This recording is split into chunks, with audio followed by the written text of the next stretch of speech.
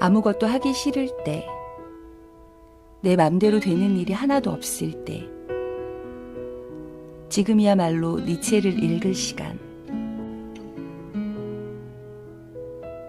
세상에서 가장 위험한 철학자, 니체의 인생 수업. 살아야 하는 이유를 아는 사람은 어떤 어려움도 이겨낼 수 있다. 피할 수 없는 내 운명을 사랑하는 법. 사는 게 힘드냐고 니체가 물었다. 박찬국 지음 21세기 북스. 상처받는 걸 두려워하면 절대 행복해질 수 없다. 후회 없는 삶을 위해 니체에게 묻고 싶은 인생의 고민들. 왜 인생이 자꾸만 허무하게 느껴질까? 다들 행복해 보이는데 나만 왜 이 모양일까? 사람과의 갈등은 어떻게 풀 수 있을까? 인생의 의미를 어디서 찾아야 할까? 나를 사랑하며 산다는 건 무엇일까? 니체가 들려주는 진정한 행복의 조건. 인생의 의미를 찾지 마라. 누리에 빠진 어린아이처럼 살아라. 혼자 있을 때에도 생각과 행동을 바르게 하라.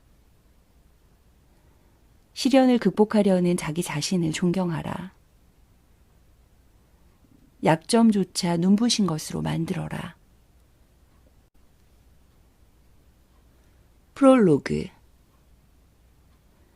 삶이 힘들 때 니체에게 묻고 싶은 10가지 질문.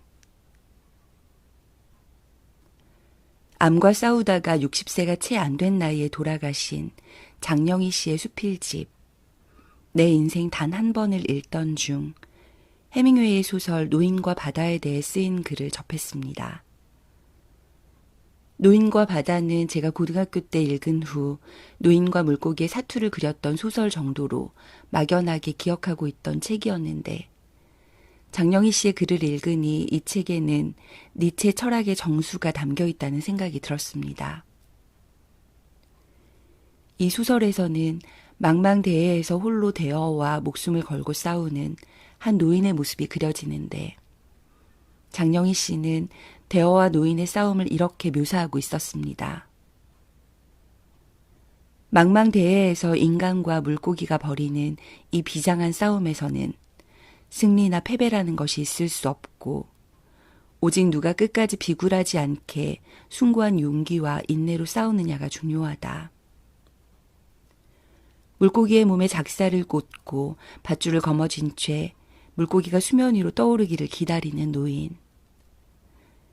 작살에서 벗어나기 위해 용트림치는 거대한 물고기.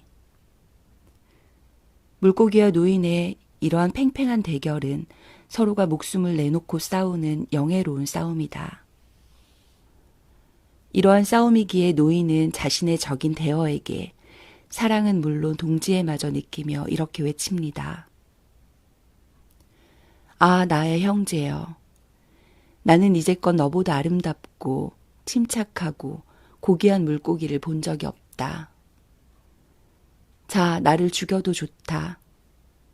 누가 누구를 죽이든 이제 나는 상관없다. 사흘 동안 밤낮으로 이어진 싸움 끝에 물고기는 죽어 물 위로 떠오르지만 노인은 승리감보다는 물고기의 강한 애정을 느낍니다. 하여 상어떼가 물고기의 몸을 물어 뜯을 때에는 마치 자신의 살점이 잘려나가는 듯한 고통을 받습니다. 장영희 씨는 이 소설에서 가장 유명한 구절은 물고기와 싸우면서 노인이 되뇌이는 말, 인간은 파괴될지언정 패배하지 않는다 라고 이야기하고 있습니다.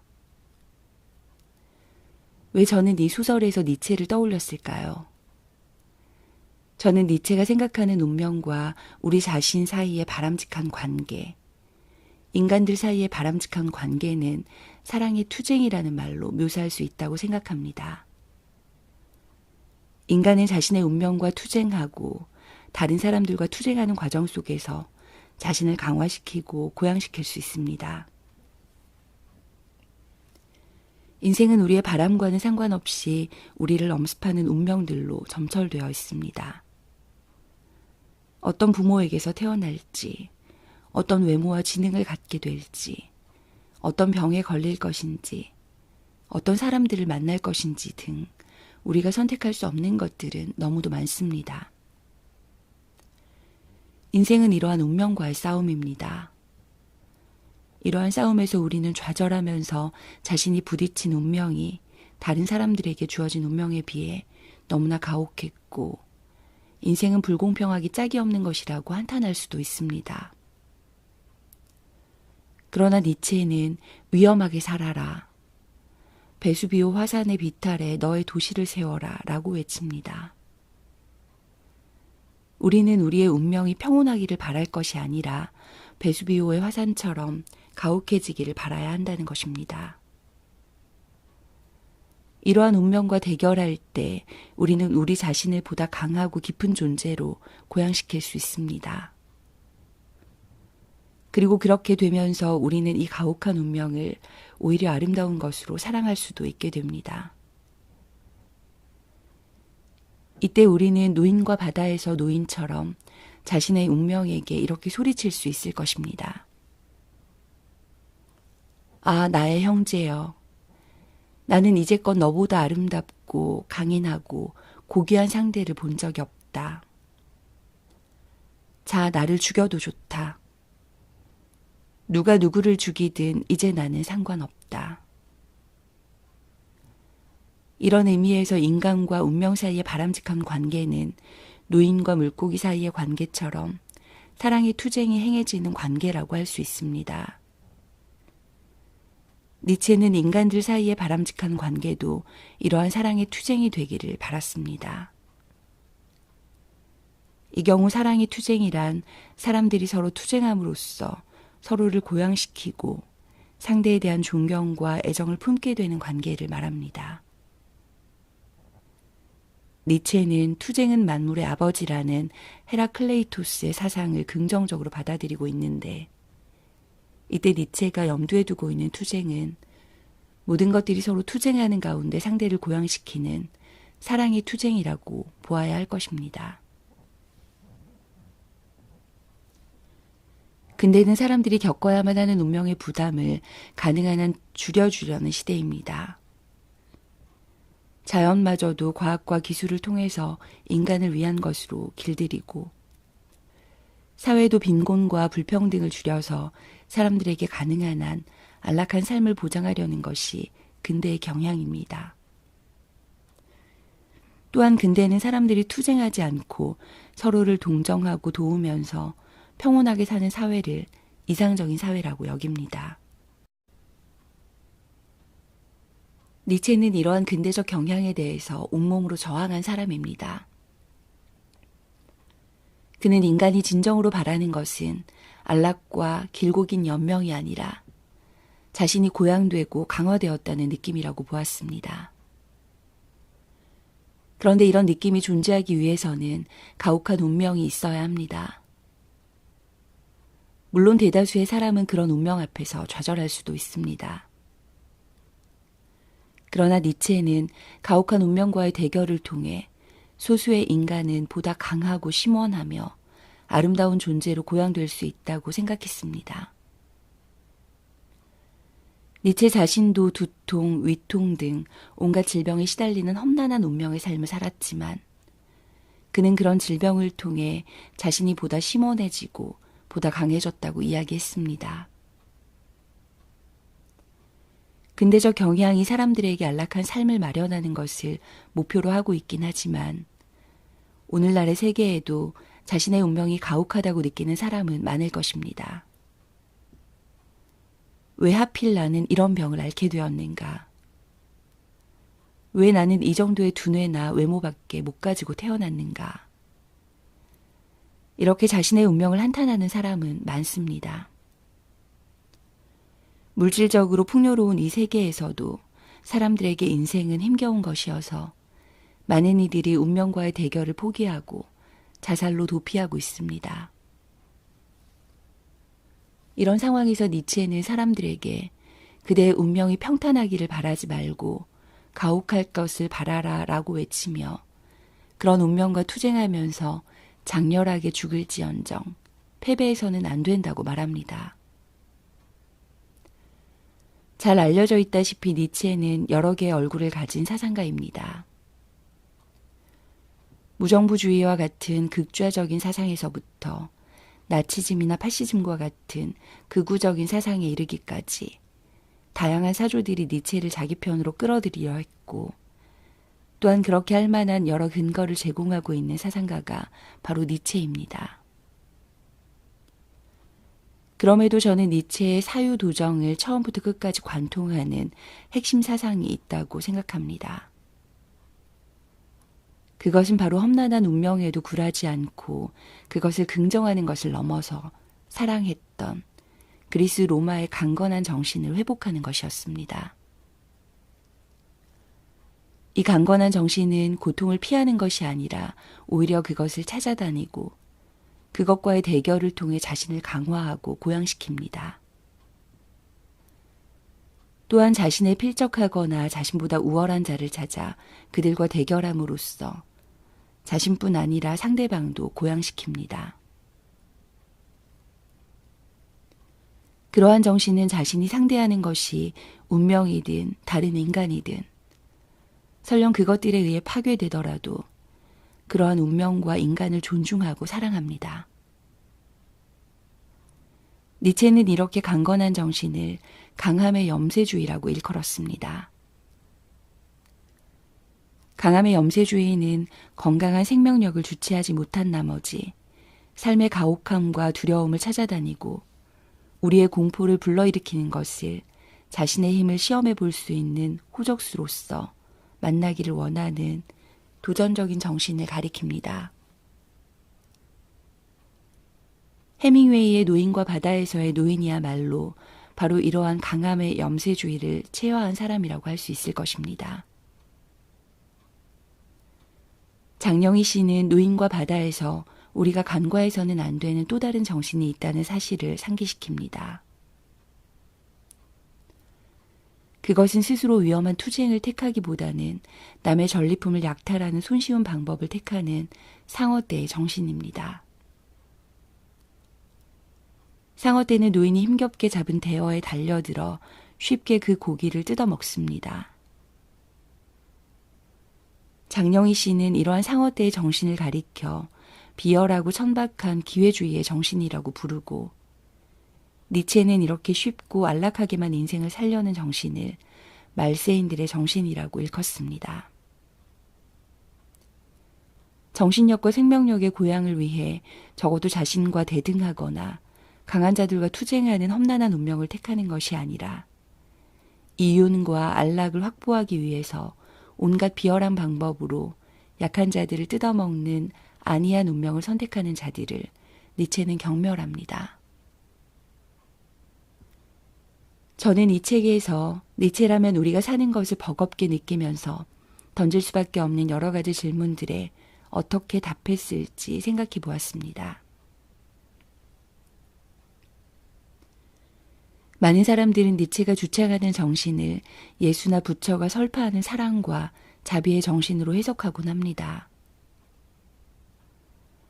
또한 헝가리의 철학자 루카치와 같은 마르크스주의자들은 니체가 주창하는 정신을 약한 자들에 대한 지배와 정복을 정당화하는 제국주의의 정신으로 해석하기도 하지요. 그러나 저는 니체가 주창하는 정신은 예수나 부처식의 사랑이나 자비의 정신도 아니고 제국주의적인 정신 역시 아니라고 생각합니다. 그것은 약한 자들에 대한 사랑과 동정을 주창하는 근대인들이 망각하고 있는 강건한 정신으로 고통과 험난한 운명을 자신의 고향과 강화를 위해 오히려 요청하는 패기에 찬 정신입니다. 그리고 이것이 바로 니체가 말한 초인의 정신이라고 할 수 있습니다. 니체는 초인이란 고난을 견디는 것에 그치지 않고 고난을 사랑하는 사람이며 고난에게 얼마든지 다시 찾아올 것을 촉구하는 사람이다 라고 말한 바 있습니다. 저는 이 책에서 니체의 이러한 정신을 분명히 드러내고 그것이 오늘날 우리에게 어떤 의미를 갖는지를 보여주려고 했습니다.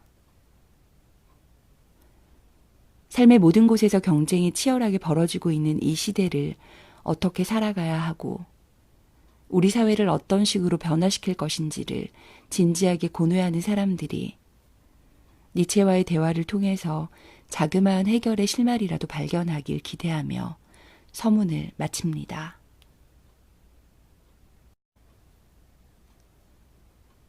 첫 번째 질문. 내 인생은 왜 이렇게 힘들기만 할까? 편안함만을 바라는 사람에게 행복은 오지 않는다. 초조가 세상을 뒤엎고 있다. 현대인들은 너나 없이 자기 자신으로부터 달아나고 있기 때문이다. 인생은 욕망과 권태 사이를 오가는 시계추. 사는 것 자체가 고통이라고 설파한 철학자들이 있습니다. 쇼펜하우어가 그 대표적인 사람이겠지만 철학 이전부터 존재해온 대부분의 종교들도 사실은 우리네 인생을 고통이라 여깁니다. 그리스도교는 현세를 눈물의 골짜기에 비유하고 불교에서는 고해 세상이라고 부르는 것만 봐도 알 수 있습니다. 굳이 거창하게 철학이나 종교를 거론하지 않아도 누구나 한 번쯤은 사는 게 고통이라고 생각한 적이 있을 것입니다. 저 역시 상당히 염세주의적인 성향이 있어서 조금만 곤경이 닥쳐도 인생은 곧 고통이라고 한탄하곤 합니다. 앞서 이야기했듯이 사는 게 왜 고통인지에 대해 철저하게 파고 들어간 철학자가 바로 쇼펜하우어입니다. 그는 인생의 본질을 다음과 같은 단 한마디의 말로 정리했습니다. 인생은 욕망과 권태 사이를 오가는 시계추와 같다. 우리는 무엇인가를 끊임없이 갈구하는 욕망의 존재입니다.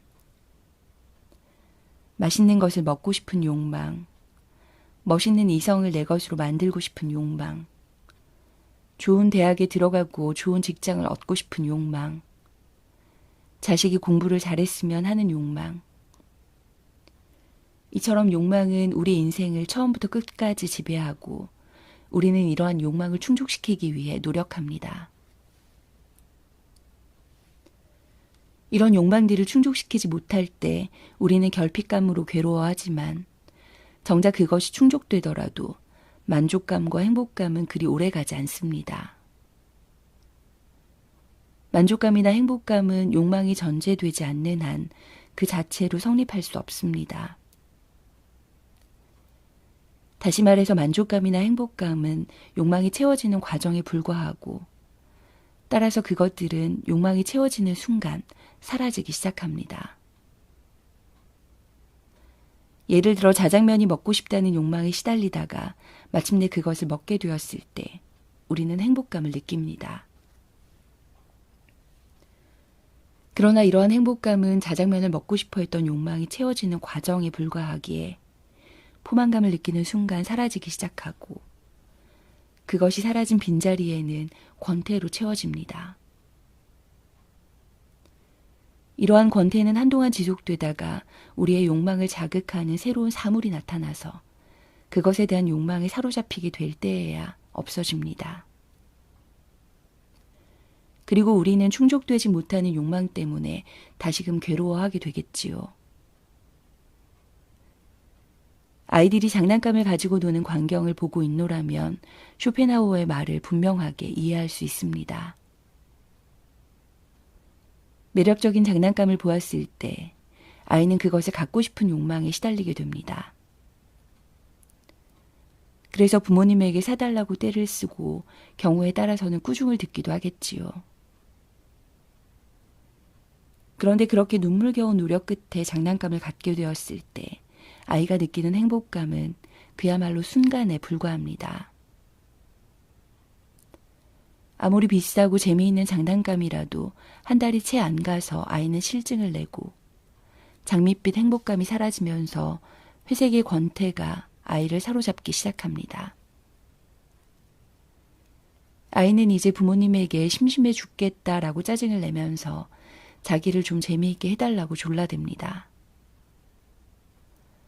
그러다가 TV에서 자기가 가지고 있는 장난감보다 더 재미있어 보이는 새로운 장난감을 보게 되면 그것에 대한 욕망에 사로잡힙니다.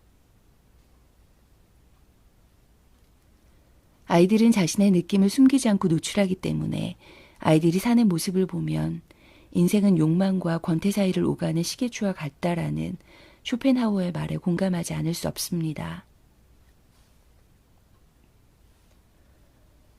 그런데 이런 현상은 비단 아이들의 삶에서만 보이는 것일까요? 바뀌는 것은 단지 욕망의 대상에 불과할 뿐 어른의 삶도 아이들의 삶과 본질적으로 동일한 것은 아닐까요?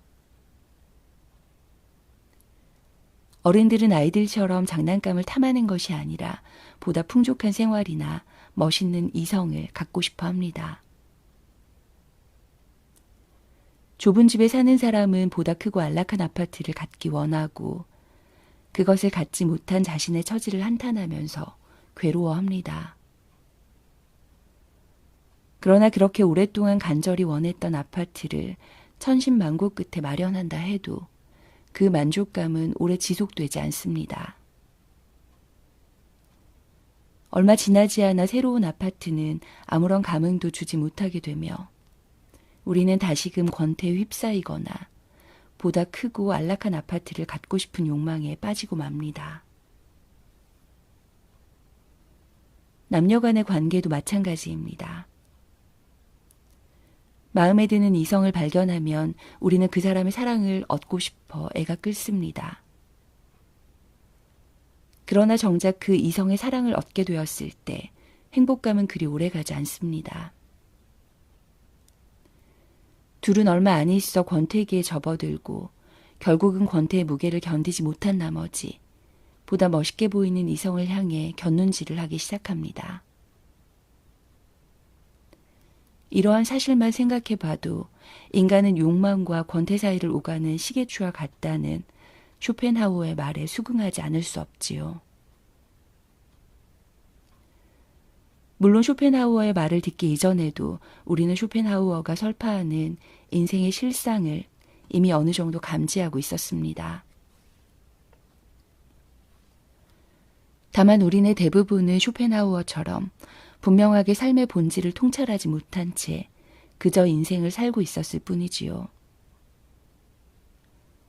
하지만 쇼펜하우어의 단 한마디 말을 통해 인생의 본질은 새삼스레 우리 눈앞에 확연하게 드러나게 됩니다.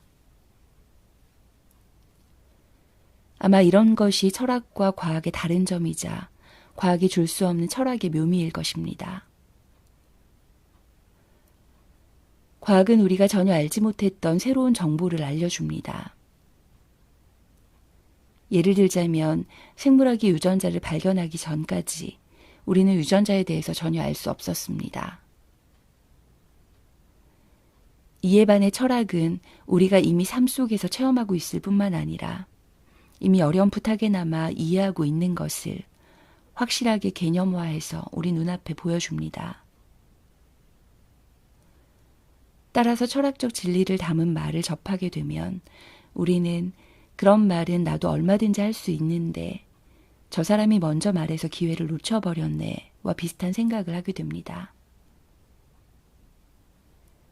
흔히들 제일 어려운 학문은 철학이라고 말하곤 하지만 이런 사실을 고려해 볼 때 철학은 오히려 가장 쉬운 학문이기도 합니다.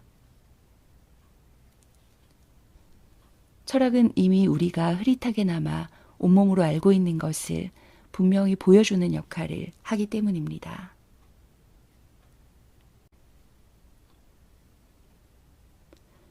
삶의 가치는 아무도 평가할 수 없다. 쇼펜하우어가 말하는 것이 인생의 전부일까요? 정말 우리의 인생은 그런 것에 불과한 것일까요?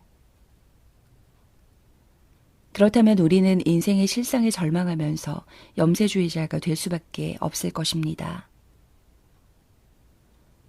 쇼펜하우어는 설령 사후세계가 있다고 해도 우리는 그곳에서 고통에 시달릴 것이라고 보았습니다.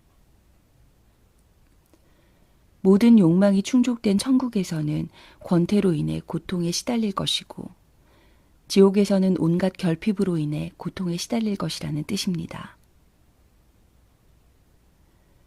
또한 그는 우리가 살고 있는 세계는 우리가 생각할 수 있는 세계 중에서 가장 약한 세계라고 말했습니다. 쇼펜하우어의 이 말은 이 세계는 생각할 수 있는 세계 중에서 가장 선한 세계라는 라이프 니치의 말을 패러디한 것이라고 할 수 있습니다. 라이프 니치는 이 세계는 선한 신이 창조한 것이기 때문에 가장 완벽하고 선한 세계일 수밖에 없다고 했습니다. 인간이 이 세계를 악하다고 생각하면서 불만을 품는 이유는 인간의 유한한 시각으로 보기 때문일 뿐, 신적인 안목에서 보면 이 세계는 아름답기 그지없는 완벽한 세계로 나타난다는 것입니다. 하지만 쇼펜하우어는 이러한 라이프니츠의 생각을 터무니없는 공상이라고 여겼습니다. 그는 인격적인 창조신과 같은 것은 하나의 허구에 불과하다고 보았기 때문에 그러한 것들을 끌어들여서 사유해서는 안 된다고 생각했습니다. 그는 우리가 인격신 따위를 끌어들이지 않고 정직하게 관찰한다면 이 세계는 갖가지 고통으로 가득 차 있는 악하기 그지없는 세계로 나타난다고 보았습니다. 니체는 쇼펜하우어의 이런 염세 사상에 대해 어떤 반응을 보였을까요? 그는 한마디로 잘라 말합니다. 니체는 쇼펜하우어의 이런 염세 사상에 대해 어떤 반응을 보였을까요? 그는 한마디로 잘라 말합니다. 쇼펜하우어의 철학은 삶에 지친 연약한 자들의 넋두리다 라고 말이죠. 그는 우리가 세계라는 전체에 속해 있는 존재이기 때문에 그 세계의 좋고 나쁨을 평가하는 것은 불가능한 일이라고 생각했습니다. 우리가 일생 동안 어떤 숲에 갇혀서 나올 수 없다면 우리는 그 숲이 큰지 작은지 혹은 좋은 곳인지 나쁜 곳인지 평가할 수 없습니다. 인간이 평가할 수 있는 모든 평가는 항상 비교에 입각해 있습니다. 여러 숲들을 다녀보았을 때에야 비로소 우리는 그것들을 서로 비교하면서 어떤 숲이 크거나 작다고 또는 그 숲이 쾌적하거나 그렇지 않다고 평가할 수 있습니다. 그런데 우리는 이 세계를 벗어나서 다른 세계를 경험할 수 없기에 이 세계가 선한지 악한지를 평가할 수 없습니다. 그렇기에 우리가 이 세계를 두고 선하다느니 악하다느니 하는 것은 이 세계에 대한 객관적인 판단이 아니라 우리 자신의 생리적, 심리적 상태의 표현에 불과하다는 것입니다. 세계에 대한 판단뿐 아니라 인생에 대한 판단도 마찬가지입니다. 우리는 인생 속에 있지 인생 밖에 존재하지 않습니다. 인생에 대한 가치 판단을 내리자면 우리는 인생 밖에 서 있어야 하는데 그 순간 우리는 이미 죽어 있는 것이고 죽은 자가 삶에 대해서 가치 평가를 내린다는 것은 불가능한 일이겠지요. 따라서 인생에 대한 가치 평가도 불가능합니다. 인생은 아름답다든가 추악하다든가 하는 평가도 결국은 그러한 평가를 내리는 사람의 생리적, 심리적 상태의 표현일 뿐입니다.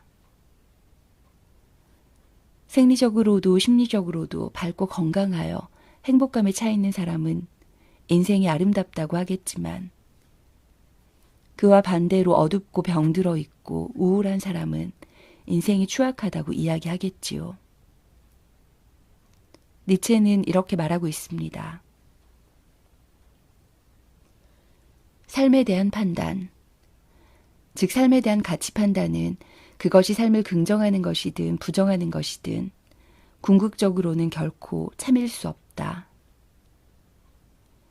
그것들은 단지 증오로서만 가치를 지닐 뿐이며 증오로서만 고려될 수 있다. 그러한 판단들은 그 자체로는 우매한 것에 지나지 않는다. 다들 삶의 가치는 평가될 수 없다는 이 놀랍고 미묘한 사실을 파악하기 위해 노력해야만 한다. 살아있는 인간에 의해서는 삶에 대한 가치 판단이 불가능하다. 살아있는 인간은 바로 논의의 당사자이자 심지어 논의의 대상이지 논의의 심판자가 아니기 때문이다. 죽은 사람의 경우에는 또 다른 이유로 그것이 불가능하다.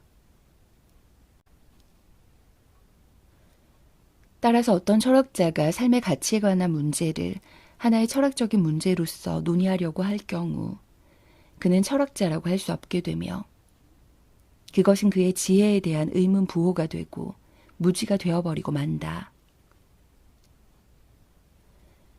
이 세계에서 많은 곤란과 좌절을 겪으면서 삶에 지치고 병들어버린 인간은 세계를 추악하기 그지없는 곳이라고 생각하겠지만 자신이 부딪히는 온갖 곤경을 자기 발전의 계기로 삼으면서 그것에 감사하는 건강한 인간에게는 이 세계가 아름다운 곳으로 나타날 것입니다. 쇼펜하우어에 얽힌 다음과 같은 일화는 각자의 정신 상태나 보는 관점에 따라서 세계가 얼마나 다르게 보일 수 있는지를 말해줍니다. 물론 이 일화는 실제로 있었던 일이라기보다는 누군가가 쇼펜하우어의 염세주의 사상을 희화화하기 위해 만든 것으로 보입니다. 어느 날 쇼펜하우어가 친구와 함께 이른 아침에 산책을 하고 있었습니다. 그때 새 한 마리가 하늘을 날아가다 똥을 쌌고 그 똥은 마침 친구가 어제 새로 맞춰 입은 양복에 떨어졌습니다. 새똥으로 얼룩진 그 친구의 양복을 보면서 쇼펜하우어는 이렇게 말했습니다. 거봐, 내가 뭐라고 했나? 이 세계는 생각할 수 있는 세계 중에서 가장 악한 세계라고 하지 않았나? 의기양양한 쇼펜하우어의 말에 친구는 이렇게 대답했습니다. 아니, 나는 전혀 그렇게 생각하지 않네. 이 세계는 그래도 괜찮은 세계야. 만약 새가 아니라 소가 하늘을 날아다닌다고 생각해보게. 쇼펜하우어의 친구가 말하듯이 소가 하늘을 날아다니면서 똥을 싸대는 것보다는 새가 하늘을 날아다니는 세계가 훨씬 좋은 곳으로 느껴지지 않나요? 세계가 어떤 곳인가에 관한 문제는 이처럼 관점에 따라서 그리고 그 세계를 사는 우리 정신 상태가 어떠한가에 따라서 달라지기 마련입니다.